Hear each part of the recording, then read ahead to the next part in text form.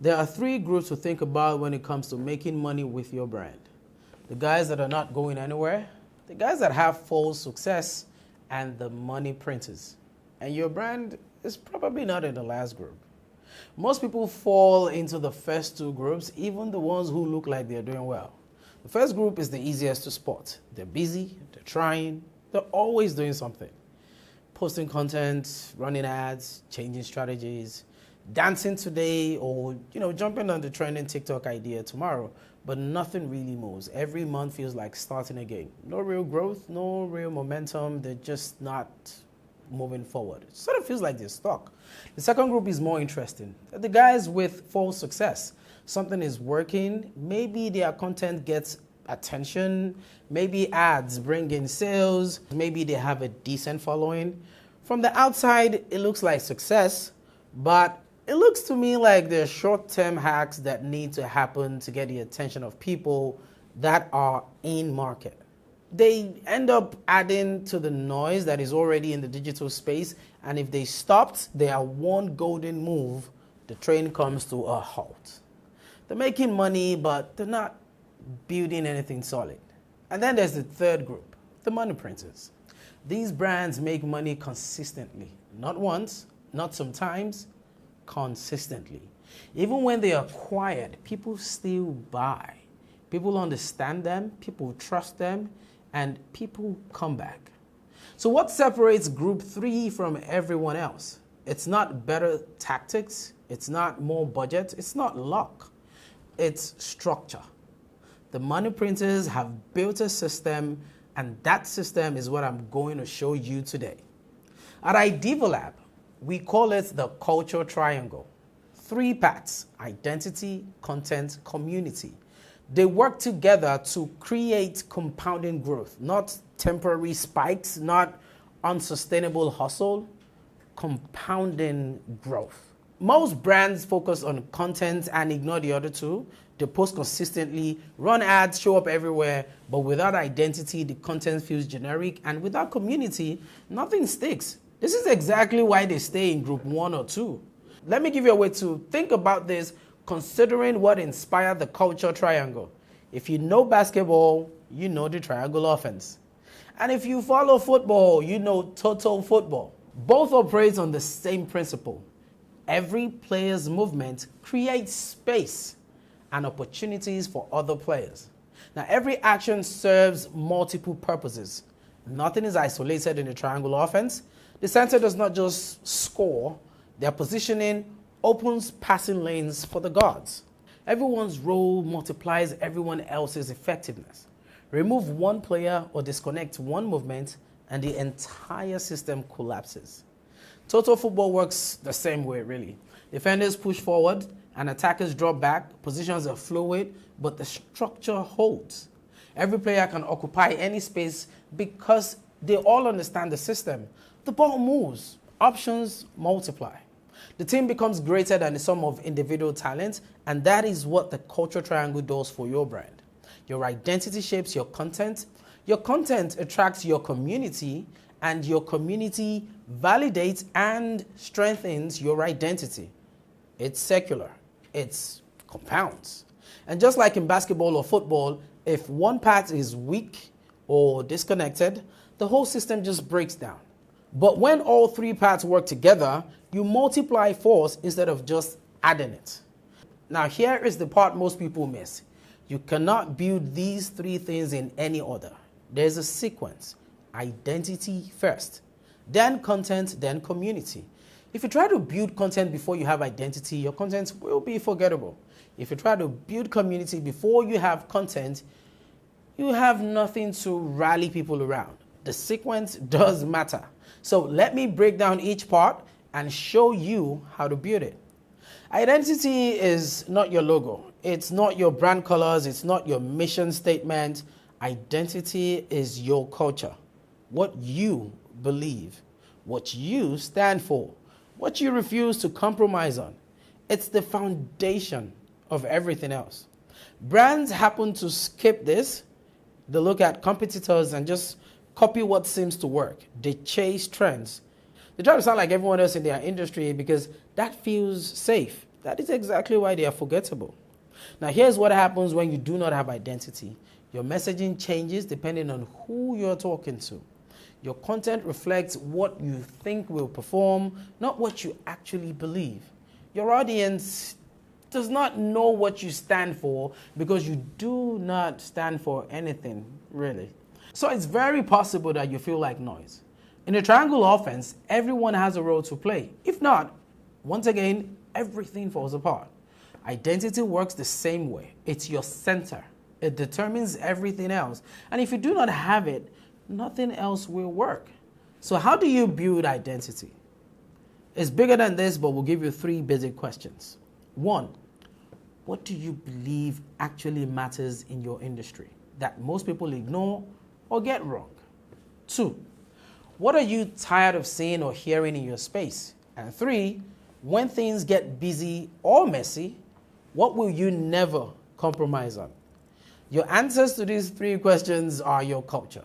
They are your identity, and they should shape everything you do with your marketing. Now, here's your first actionable insight. This week, sit down and answer these 3 questions. Write them out. Try not to overthink it. Do not try to sound too clever. Just answer honestly.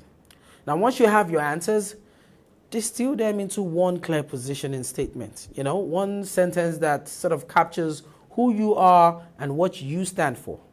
This is not a tagline. This is not for your website. This is for you. So you know who you are before you try to tell anyone else.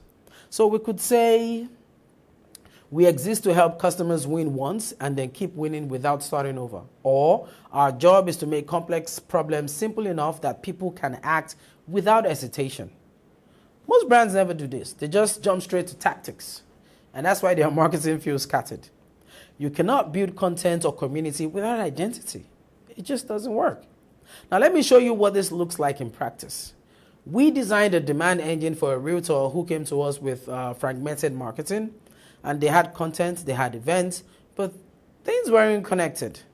There was also no clear, distinct identity. They sounded like every other realtor, professional, knowledgeable, trustworthy, but still generic.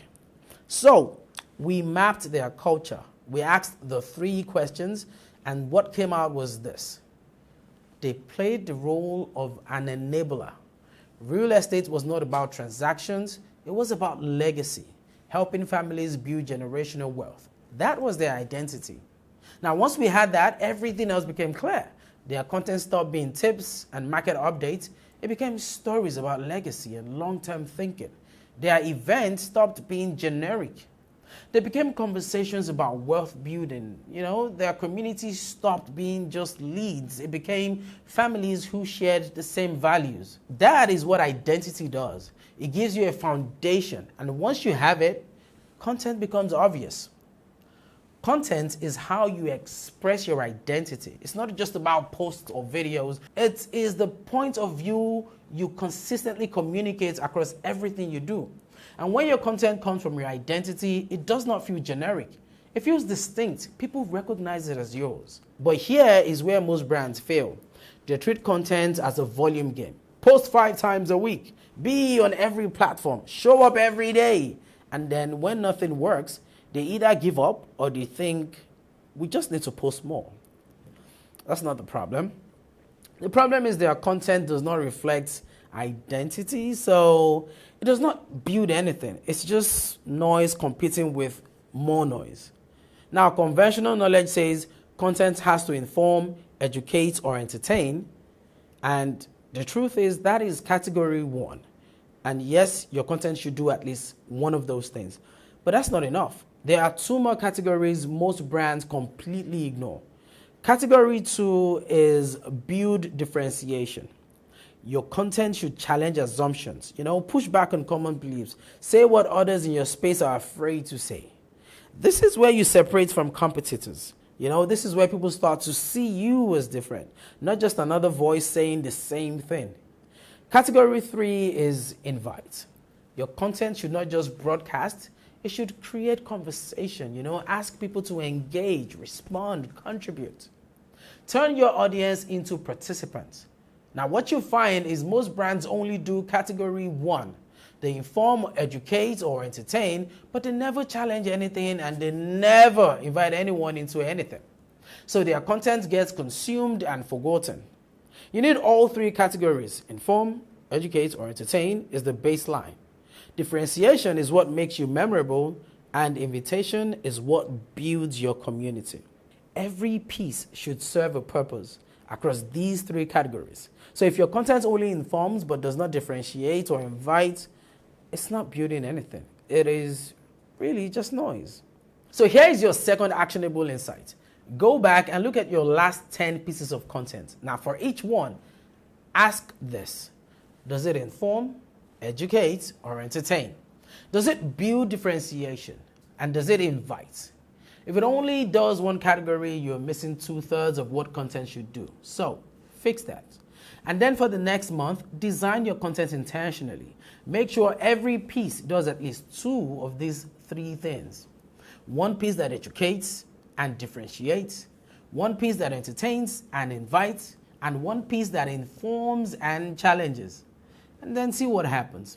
Your content should start to feel distinct. People will start to recognize your voice, and more importantly, they will start to engage differently. But here's something most people do not realize. Content does not have to be videos on social media, audio on a podcast, or text on a blog. Content is really any expression of your identity that people can engage with. Now let me show you what I mean. We worked with a DTC brand that was just starting. So it's a new brand, no audience, no content library, no community yet, everything from scratch. And after we aligned on their identity and their preferred approach, we designed content around experiences, live in-person experiences. There's no rule that says content has to be digital. So these experiences were designed to be executed as events, and they served 2 purposes.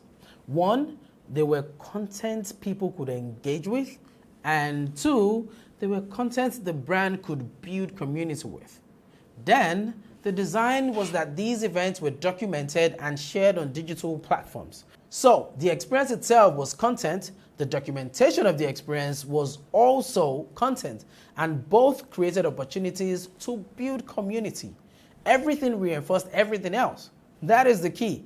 Content and community are not necessarily separate steps because they should overlap. They feed into each other. Your content builds community. Your community creates more content. Once again, it's circular. Now let me talk about community because this is almost non-existent for most brands. Community is not followers. It's not engagement metrics. It's not likes and comments.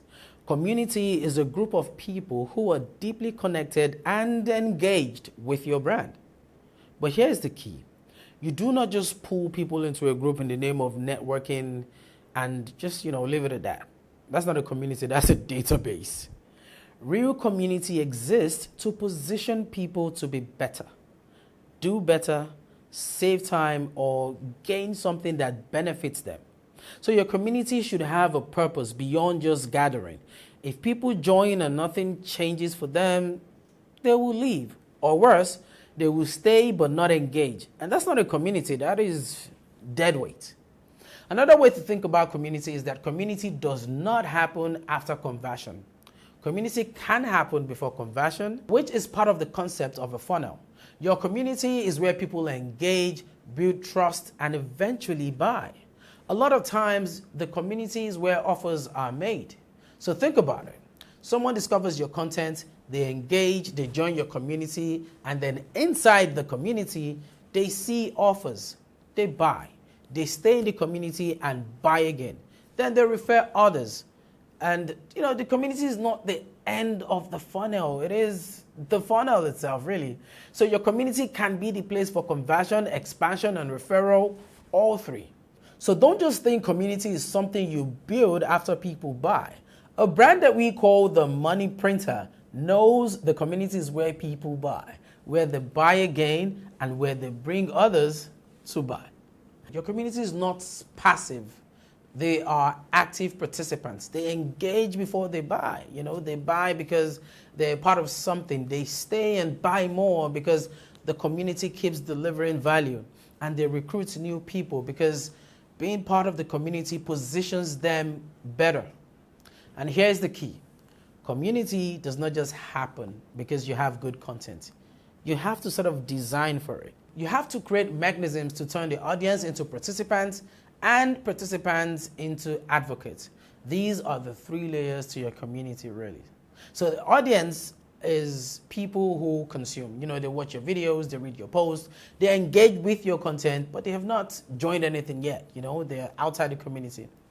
Participants are people who they engage inside the community, they join, they comment, they show up, they interact with your content and, you know, with each other.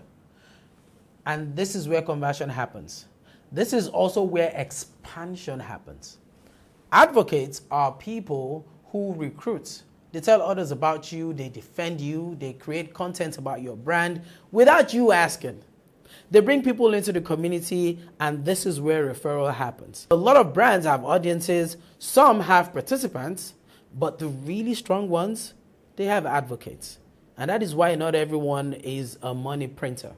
You need all 3 layers, and you need to design transitions between them. So how does someone go from audience to participant? And how does a participant become an advocate? A lot of brands do not think about this. They just hope it happens. And here is your 3rd actionable insight. Pick one place where you can start building a community. A private group, a Discord, a membership, an email list with real engagements, by the way.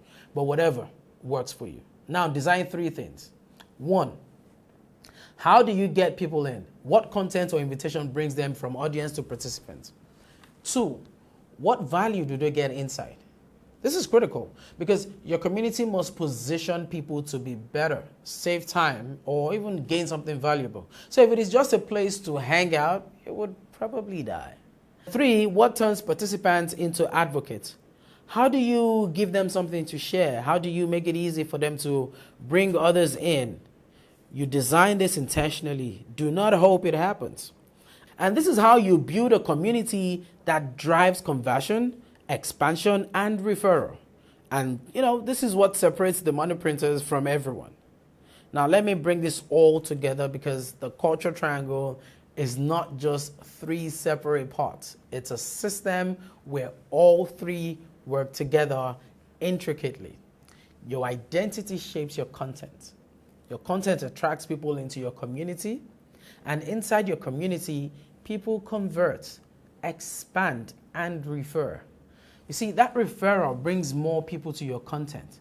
And your content reinforces your identity. And then your community validates your identity. And once again, the cycle continues.